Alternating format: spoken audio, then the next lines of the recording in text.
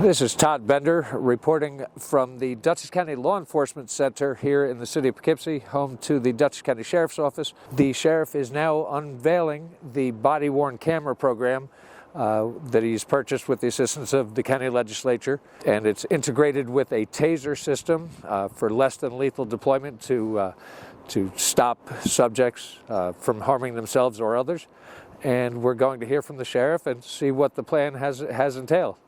We drafted our policy with the body-worn cameras, and now we're training all of our staff today at 3 different sessions on our policies and procedures, how the camera operates, and we'll go live on Saturday.